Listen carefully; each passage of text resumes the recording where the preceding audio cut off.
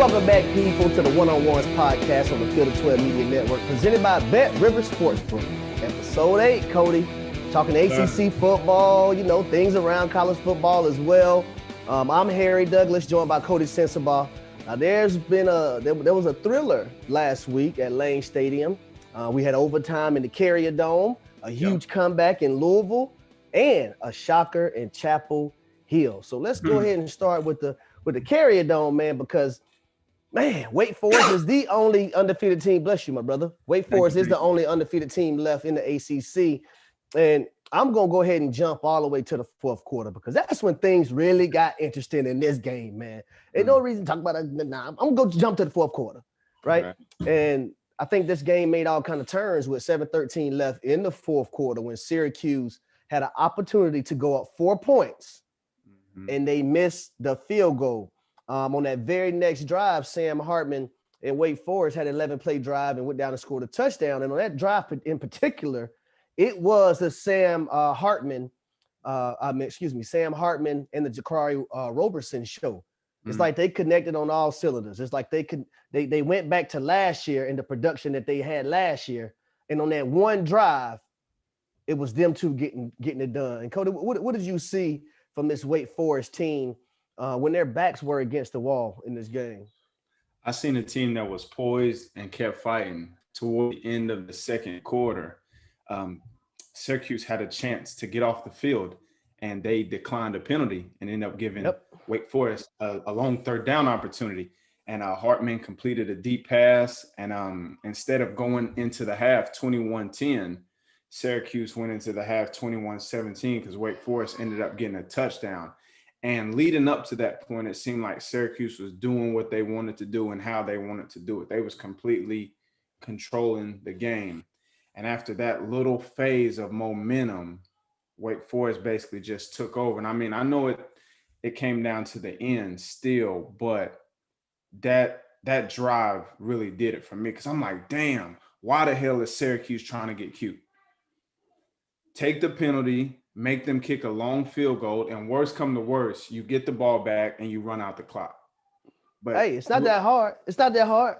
But once again, we go back to this coaching thing in college. It's like they want to trick people and everybody wants to get cute and fancy, and they end up coaching themselves out of victories with simple philosophies. And it's frustrating to watch, man, because I remember we was texting during, and I was like, why the hell did they decline that penalty? You know what I'm saying? Like, and then crazy, bro. Look at the way the kickers have been kicking throughout football all year, whether it's the NFL or college. No one outside of Tucker from Baltimore has really just been lights out like that. You know what I'm saying? I agree 100%. So I would have put the onus on the kicker. And then even towards the end of the game, after Syracuse scored that touchdown, I know they wanted to go for 2. But for some reason or another, they didn't have everybody on the same page, and they wasted a lot of time in their little sideline huddle, and they ended up having to take a penalty and kick a field goal, which they end up losing in overtime. But just bad coaching, man. Like just little shit that catches up to you at the end, and I think it caught up to them because their quarterback played well. He was running the hell out of the ball, and he was even making some good passes. I mean, I think they had 360 yards rushing somewhere in that realm, if I'm not mistaken. So to lose a game the way they did against the only unbeaten team in the ACC, that's a tough loss. And I tell you, I like what I seen from Syracuse running the football. And even with 2 minutes to go in this football game, they was down 7, right? And they needed a touchdown. And that's exactly what they got. Garrett Schrader, the quarterback we're talking about right now from Syracuse, bro, he did it with his legs and his arm. You look at this game, man, he had 29 carries for 178 yards and a touchdown.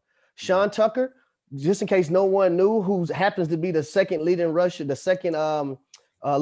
in college football this year, only behind Kenneth Walker III from Michigan State, had 26 carries for 156 yards and 2 touchdowns. So they have a good ground game there. But what I'll tell you this, after Syracuse scored that touchdown, it was still a lot of time on the football clock. I won't say a lot of time, but enough time for Wake Forest to go down and do something. Right. And They made it happen, man. They made that happen. Right. A.T. Perry in overtime. Uh, Syracuse got the field goal, but A.T. Perry has been huge for this team this year. Now, I know Ja'Cory Roberson is the number one guy, but A.T. Perry is a solid number two. The He young had man three had touchdowns. three catches, 137 yards, 3 touchdowns, and had the game winner in overtime. If that's not efficient, I don't know what is, man. And And he had that crucial touchdown too against my damn Louisville Cardinals too. Boy, I tell you, A.T. Perry, I was mad at you last week or whatever it was, but boy, I'm happy to see you balling. They doing their thing, and that was big for the ACC. It wasn't just big for the ACC, but it was big for Wake Forest to remain undefeated. It seems like they're the most relevant. I'll say the only relevant team right now to try to go undefeated, as they're the only team that's undefeated in the ACC. So. been I very think they have consistent I week in think and they have week a out. bye week. Yeah, I think they have a bye week this week, so it's needed so those guys can regroup and try to finish this year, man, undefeated. Because I'm rooting for them right now. At this point in the season, I'm rooting for Wake Forest to not only win their side of the ACC, but also to win Mhm. the ACC championship and represent the ACC. You never know what may happen because college football is crazy this year. Now, the second Absolutely. game, we want to Absolutely. go to my Louisville Cardinals Two. versus the Virginia Cavaliers, man. And I Mm-hmm. was, oh man, I'm not gonna tell you, boy. I gotta tell you, I was upset at this game because Louisville was up 30-13, right? With like a minute or something to go in the third. Let's just say to start the fourth quarter. Mm-hmm. And Brennan Armstrong and the Virginia Cavaliers, a surge hit, right? A surge hit. What I He mean, cold. a surge hit. He cold. Virginia, Virginia had 4 possessions after that point, right? Basically to start the fourth quarter, scored touchdowns on 3 of 4 drives. But I got to give credit to Virginia's defense Mm-hmm. because Louisville had 4 drives as well. Yeah. Louisville only got 1 field goal out of those 4 drives. So the Cavalier defense decided that they wanted to step up as well, and they stopped Louisville from actually scoring. But Coty, check this out. Oh man, it's hard to even think about. Virginia's trying to go take the lead, right? Mm-hmm. Virginia's trying to go take the lead. They have a 4th and 6 situation. They convert the 4th and 6. Virginia has a 4th and 8 situation. They convert the 4th and 8 situation. Louisville, not only that, dropped an interception. Mm-hmm. Dropped the interception to seal the game. But forget all of that. Louisville had an opportunity to kick a field goal and win the game at the end. And they missed that. But it's like for me, man, Louisville just found ways to lose the football game versus just, to me, Virginia going out and winning the game. I Yeah. thought Louisville found ways to lose the football game. And I thought they did that a little bit too against Wake Forest.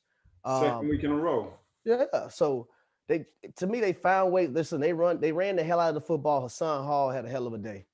Yes, he did. Had a hell of a day. Yes, he did. Malik Cunningham had a hell of a day. But Brendan Armstrong passed for 487 yards, Coty, Yeah, and man. 3 touchdowns. That man right now is the number 1 passer in college football. He's number 1. Number 1. He's a hell of a player, man. He's a joy to watch. And just to see the way he bounced back from those 2 interceptions for the young men Yes. out there watching, that's how you respond. No one on that team or in that building is questioning his toughness or his ability to compete. You know, with a guy like that, you have a chance no matter who you're playing against. Hell, especially in the ACC, because you don't know what the hell gonna happen.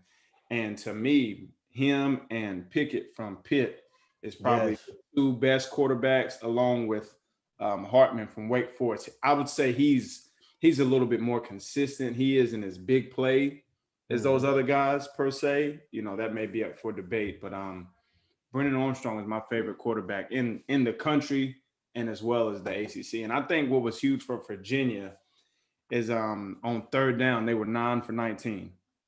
That's a great job for offense, and not only that, 3 of those first downs were for 10 plus yards. Mhm. So they was converting from every possible angle. And as a defender, that's demoralizing, let alone you get to those 2 fourth down conversions that they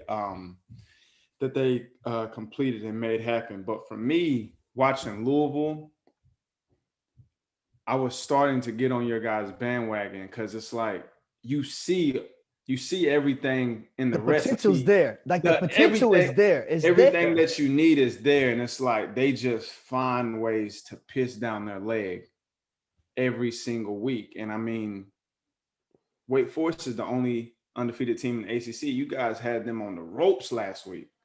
UVA is a very solid team. We'll see where they stack up in the Coastal when it's done, but you had them on the ropes, and it's like you just find ways to fumble it. And it's unfortunate because those guys compete. You know, if you take off 3 minutes of the last 2 games, you guys win. You know what I'm saying? Like y'all basically be winning for 57 of the 60 minutes, if not 58. So, you know, hopefully they can get their situational end of the game plan down and start improving better with that, for sure. Because it's killing y'all. They just got to learn how to finish. They got to learn how to finish games better. And I'm glad you brought up those interceptions that Brendan Armstrong threw, because for me, if you're Louisville and you looking at it from their side of things, you created those 2 turnovers, you got to get more than 6 points out of those turnovers. You got to get at least 10 or at least 14 points off of those turnovers, right? You can't just have 6 points. I thought that was a big thumbtack in the game as well, is that they only had 6 points off those turnovers, because now UVA is still in the football game no matter what. You score touchdowns, UVA's done. You stick a fork in them, they done. That's why turnovers are such momentum changes, and when you're able to capitalize as an offense, it's basically putting a nail in the coffin. But when you don't, it gives that opposition a little bit more fire to keep competing. And hell, when you got a quarterback like him, he's gonna give you a chance. Yep. Let me tell you guys a little bit about our partners over at BetRivers Sportsbook. If you haven't signed up yet with BetRivers, now's the time, because they're offering $250 match bonus for your first deposit. What sets them apart is that they require just one playthrough to turn your bonus into cash money. Yes, I said that right, cash money. With their new Rush Play Instant Approval, withdrawing your winnings are safer, more secure, more reliable. With football season kicking off, get in on the action at betrivers.com today or by downloading the BetRivers iOS app. Must be 21 years or older. If you have a gambling problem, and I'll say this again, if you have a gambling problem, please call 1-800-GAMBLER. Do not hesitate. Now, I want to go to another game that featured, to start the season, the most disappointing team in the ACC in my eyes, Florida State, which is not the most disappointing team in the ACC now, because that now goes to the team that they played this weekend, the North Carolina Tar Heels. This Tar Heels football team, man, I don't think I could be more disappointed with a team than the North Carolina Tar Heels this entire season, because of the hopes that they had coming in. And then now they faced a Florida State team who got their first win last week and was looking to build. And I think they took them for granted. Now, FSU found a new life, and it involves winning back-to-back games. Listen, they didn't find a new life. They didn't find a new mojo. And part of that is because of quarterback Jordan Travis. I think he has really stepped up big time lately. These last 2 weeks for FSU, he's doing it with his arm. He's doing it with his legs, and he's just finding ways to win, in particular when it comes to these last 2 games. The young man, Coty, was 11 for 13, 145 yards, 3 interceptions. But the most important stat, 3 touchdowns, 0 interceptions. Yes, sir. He took care of that rock. 0 interceptions. 3 touchdowns, 0 interceptions. But he rushed 14 times. He had 121 yards rushing for 2 tubs. And, man, I'm just happy to see him and see Florida State picking things back up, and Mike Norvell being able to get wins, and those guys being able to figure it out. But I'm trying to figure out, man, what is Mac Brown going to do? Because Josh Downs, I heard Josh Downs, I know you got to say this because this is your quarterback. He said Sam Howell is the best quarterback in the country. I don't think Sam Howell is the best quarterback in the country. I mean, I understand he has to say that because that's his quarterback. And Josh Downs had another 100-yard game, 121 yards, I believe, had another 100-yard game. So he's balling. And I understand that he's getting you to rock, but he's not the best quarterback in the country. I'm going to say that. But I've been disappointed with not only the offense for North Carolina, but the defense. because the hype going into the season with this defense is that they had an opportunity to compete with Clemson. Well, Clemson's not the team anymore. And North Carolina is struggling to compete with anybody they play week in and week out. Forget the Clemson part. They're struggling to compete with anybody that they're playing against. So when you look at this North Carolina football team, well, I'll let you go to this game first, and then tell me what's your thought process on this North Carolina football team, this game and the entire season so far. The stat from this weekend that stands out the most to me about this North Carolina team is they had 12 penalties for 100 plus yards. And when you look at a team that is preseason top 10 and you see the inconsistencies and the mistakes they make, it's right in your face. They're an undisciplined team that's not consistent. I don't know what their day-to-day looks like, but to me, they play to the level of their competition. If you would have forget what's going on the rest of the season. I mean, we really didn't even talk about this game last week because we figured it was in the bag for UNC. Yeah. And it's frustrating to watch because you have a Sam Howell, you have a Josh Downs, you have all of these players that jump off the screen at you. But for some reason or another, they can't put it together. And it's just frustrating to watch. And I mean, Mac Brown, you know, he was supposed to be the guy to turn it around. And I'm not saying he's not, but damn, he's 0-11. He's 0-11 against his alma mater. Like, he's never beat him. You know what I'm saying? So I wish I would have known that before, because I've been like, damn, Florida State may have a chance to win this game. But just seeing how they folded like a lawn chair is been bad to watch, because I had them and Clemson basically showing up to Charlotte at the end of the year undefeated, both teams. And both teams have been, to say the least. Clemson has a little bit going for them, but shit, you know, they play Syracuse this week at the Carrier Dome. So they don't. That game's on Friday, right? Tomorrow. The game's on Friday. The game's Friday. So, man, I'm just disappointed in North Carolina. Something else that stood out to me that Mac Brown said is he felt like those 2 or 3 deep balls that Jordan Travis completed was the difference in the game. Hearing him say that lets me know that their game plan was to force him to put the ball in the air. Yep. Damn it, he did it. So you got to clap for him and give it up for him. And that's Jordan right. Travis is a young man that you see improving every single week.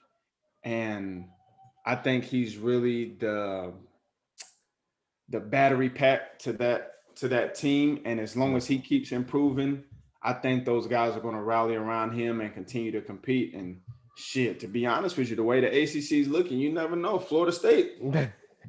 Hey.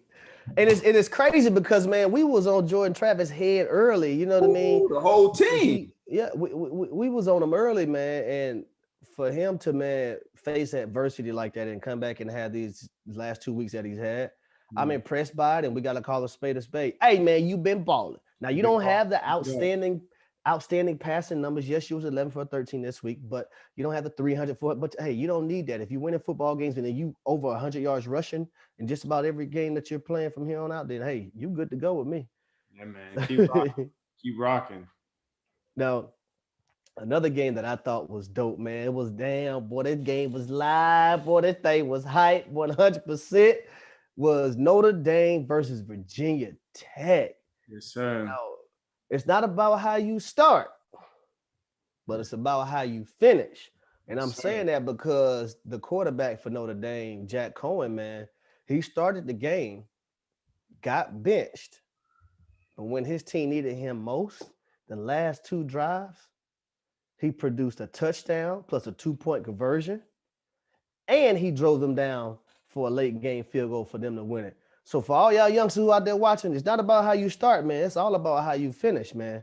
And I'll say this, when Jermaine Waller, who right now is leading NCAA, he's tied with 4 interceptions for first, right?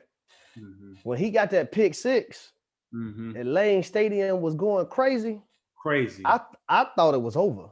Yeah. I thought the game was over. And I also got to give another shout out to Virginia Tech's quarterback, Braxton Burmeister, playing injured and coming in when he's not 100% and trying to do any and everything that he could for his football team.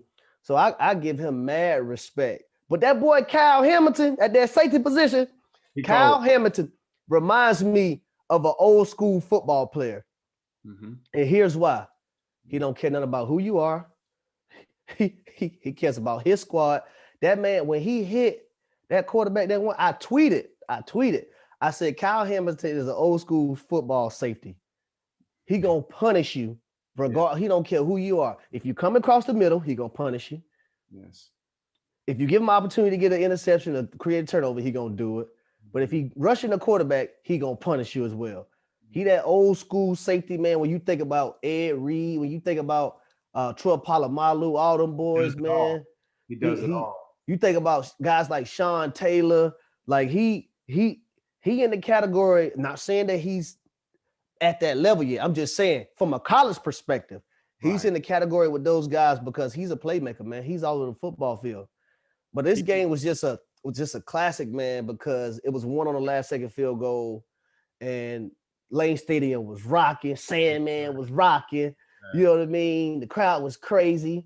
And Notre Dame was without their All-American tight end, Mayer. He didn't play. So they going through quarterbacks throughout the game, and they still found a way to win this football game when a guy like me picked them to lose a football game. Yeah. So shout out to them Irish, man.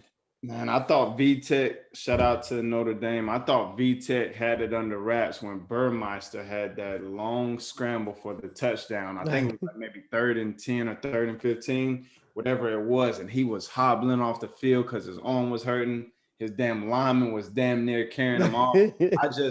I just knew they had it under wraps. But something we seeing in college, whoever gets the ball last, a lot of times comes out as the victor. And I feel bad for Virginia Tech because to jump out to a 10-0 lead on a team like Notre Dame and to still lose that game, that's tough.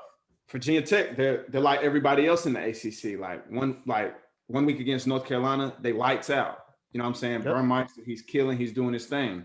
You come to this game, they're shuffling quarterbacks. You don't know who's going to be in, you don't know who's going to be out. They're just dealing with so much stuff. But I do like the direction them and their coach. Is it Fuentes? Is it Fuentes? Yeah, how you say his name? Justin Fuente. Justin Fuente. The direction he has this program going is the right direction. But to me, they're a lot like Louisville. They're missing like that one little thing. I don't know what that is that they're missing. I think they have the right coaches in place. I just think they need a little bit more consistency, but they got guys all over the field. I mean, Notre Dame is a hell of a team. You know what I'm saying? Notre Dame has a chance to make it to the playoffs the way that this season is looking, you know, so they fought them tooth and nail and they lost on the last second field goal. And bro, if Virginia Tech wins this football game, let me tell you why that hurt the ACC though, because if Virginia Tech wins that football game, I think they crack the top 25. Yes, sir. At that point. So that's why that was such a bummer for them not to win that football game. Plus that atmosphere. Oh no, that atmosphere, man, was crazy. Yeah, now we're gonna get to the entirety of college football. The number one team in the country. Yes, sir. Alabama lost, and that was big for college football. And I'm gonna tell you teams that I thought that benefited. Number one, I thought it benefited Cincinnati. Because now it's forcing Alabama to win the SEC championship. Because if Bama loses the SEC championship, they're not making it. Well, let me say this. If they go to the SEC championship, because there's still a lot of football left to be played in the SEC West. Right. So if they make it to the SEC championship game, they have to beat Georgia in order to make the playoffs, because I don't think they're going to put a 2-loss Alabama in. It's going to be hard. Oh, yeah, it's going to be tough. But now a Cincinnati who would have been scratching and clawing to get in, even if they would have been undefeated, because it was a possibility that if Bama didn't lose, you was gonna get Bama and Georgia in the college football playoffs, no matter what, right? If they would have made it to the SEC championship game undefeated. But then with the Big Ten being so tough and how it is right now, you could have possibly had 2 Big Ten teams go as well, right? But an Alabama lose line. Right. And the last team, I said the last team, but the last conference, I think is the Big Ten. Like I just mentioned, they was going to have 2 teams come in. And while we're talking about Oklahoma, How big was that comeback win against Texas? And listen here, in college football in 2021, Man, you better watch every single game you possibly can from start to finish, because the same way these teams are getting these double-digit leads, they blowing them joints like it ain't nothing. I mean, even when you look at the Bama Texas A&M game, I think Bama was down 24-10 at one Texas point. A&M blew their lead. Blew their lead. So it's a lot of football. It's always a lot of football left. And when you're dealing with these young men who can get it going the way they do, Yeah. you got to stay locked in, because it's just been crazy. And it's cool to see as a fan, because you really have no idea what's going to happen. Yeah. Like week in and week out. I know we're hard on the ACC and we give them a lot of slack, but we have to. That's the conference we're talking about. But that Red River shootout, man, that was probably one of the most exciting games they've ever had in their history. I think it was the highest scoring game in their history too, if I'm not mistaken. I can't remember. I gotta look it up. But man, Yeah. that when I mean a shootout, it was a shootout. Yeah, that's It was true. very interesting. And the thing that I thought the difference maker in that game was Caleb Williams, the freshman, coming in and taking over for Spencer Rattler. Spencer Rattler Turnovers had been an killing them this year. well, he had an interception where I don't know if it was miscommunication with his tight end, but the tight end went on a corner route. He threw it like a glance route, 5-step post route, and got an interception. Then he came back and fumbled the football. But as soon as they inserted Caleb Williams in the game, the young man has a 66-yard rushing touchdown on a crucial down for Oklahoma, which kind of sparked him now. So with this Oklahoma team, and I always say, I thought this year they need to run the football a lot better. They got two good backs in Kennedy Brooks and then a transfer from Tennessee, Eric Gray, right? So now early in that game, they wasn't rushing the football effectively because of Spencer Rattler. He's not a run threat. You bring Caleb Williams in the game, not a defense, Coty. You know this, not a defense got to account for one more. You got to account for +1 in that run game now. So now Kennedy Brooks has a monster day, right? This rushing game has a monster day for Oklahoma. A lot of different things. Now that run game, now that pass game's opening up even more. So I just think Caleb Williams brings a different dynamic to Oklahoma. And I don't know what Lincoln Riley is thinking about. If he's thinking about putting Spencer Rattler back in, I'm going to tell you right now, Link, I'm going to take you. I don't even know you, but Link, I'm going to call you Link. Link. Don't you put Spencer Rattler back in there at quarterback. That was going to be my next question. Who would you go with moving forward? Caleb Williams. Caleb Williams, just because he gives our offense a different dimension, right? And now defensively, you have to prepare a different way if you're a defensive coordinator or you're an opposing team. Plus, I'm going off the momentum of my team and what my team is feeding off of. Right. My team is, I mean, you think about the things that led up to this point. You got the crowd chanting for Caleb. And I've never been a fan of a coach make a decision because what the crowd is saying. Right. But you had that incident go on about 2 weeks ago, a week ago, with Spencer Rattler. Then you have Spencer Rattler coming to this showdown with Texas, the biggest rivalry in your school's history against that opponent, Texas, Oklahoma, and he doesn't play well. Right. Then you make the change, the backup plays well. Right. Yeah. So I'm a fan of just riding that young man's coattail. And I think when it gets to college football playoff time, I think the committee's going to look at that as well. Okay, right. Well, Oklahoma early on with Spencer Rattler wasn't the team that we wanted to see in the playoffs. But Oklahoma with quarterback Caleb Williams is a team we see that can contend for a national championship and deserves a spot in this college football playoffs. So now I think everyone's going to be looking at Oklahoma. If Caleb Williams is that starter, which he should be, I mean, as I roll my eyes, I don't know what the debate would be. They're going to be looking at from this point forward, how does this Oklahoma team perform with Caleb Williams at the helm? I'll tell you one thing. Neither one of us know what Lincoln Riley is going to do, but Spencer Rattler, he better stay ready, because we've seen all throughout this year, you could be starting, have some mishaps, lose your job, and get another opportunity. So stay ready, and we'll see what happens. Stay ready so you don't have to get ready. I want to let you guys know about Field of 12 Media, a brand new podcast and digital media network covering college football by the people that know it best. Brought to you by Shoot Your Shot Productions, the folks behind the Field of 68, the Field of 12 gives you insight into the game we all love by the people that have lived it. Trevor Knight and Bryce Petty covering the Big 12. Joshua Perry and Christian Hackenberg are covering the Big 10.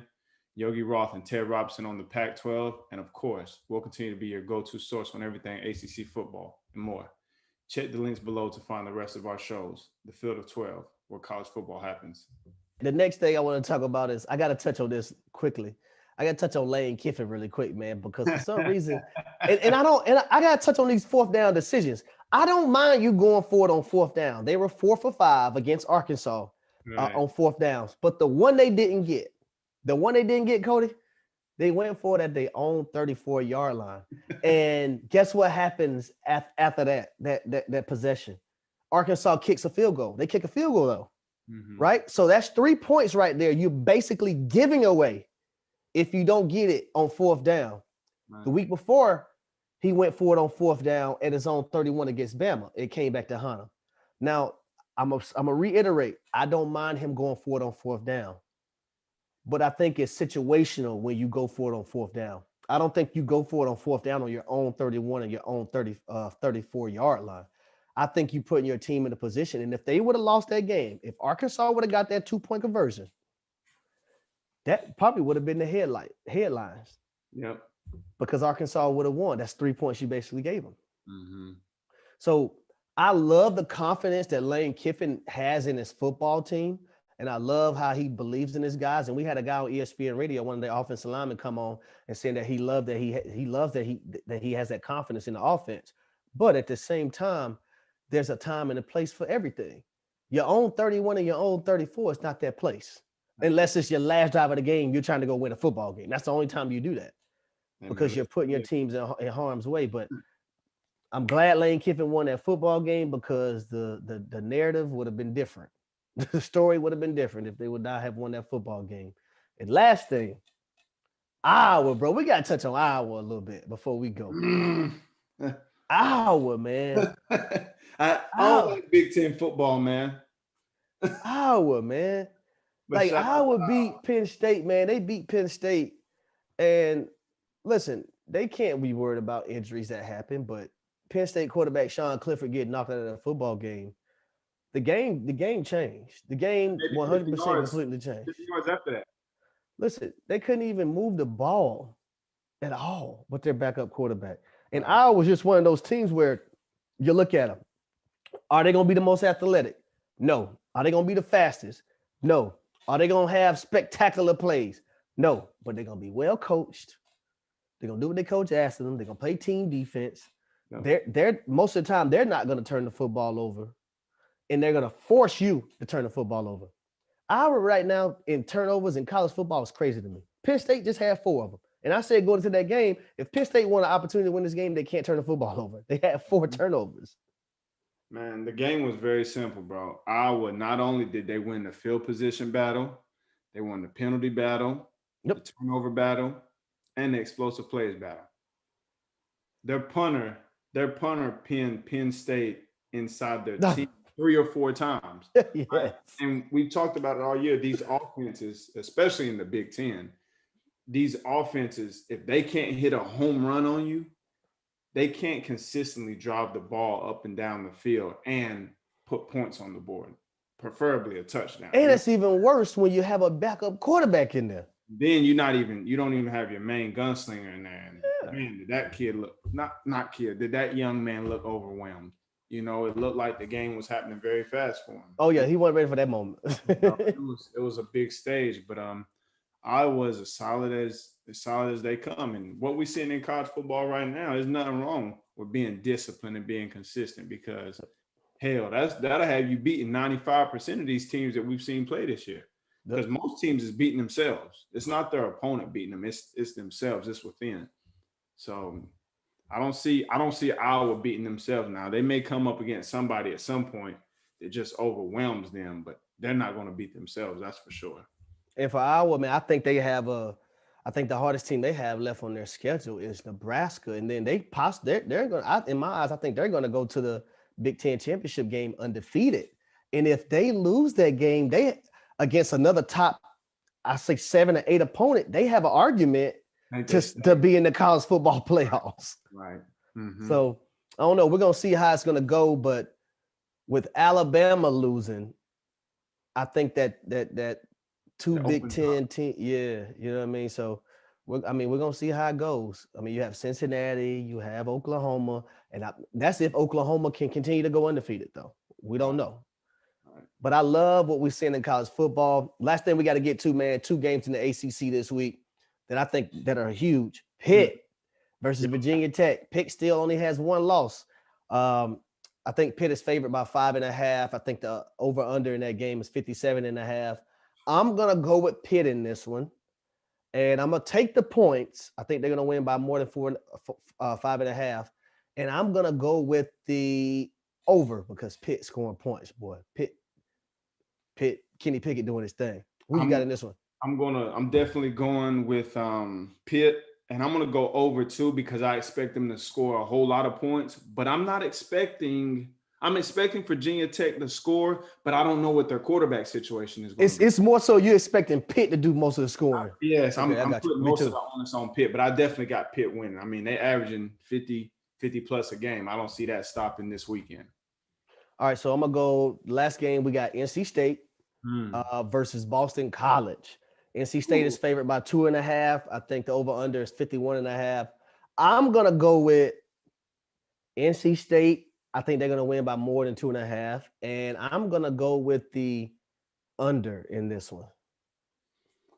I'm gonna go against you, my brother. I'm going with Boston College after that heartbreak a couple weeks ago against Clemson. I think they get back on track. I think Zay Flowers has a big day.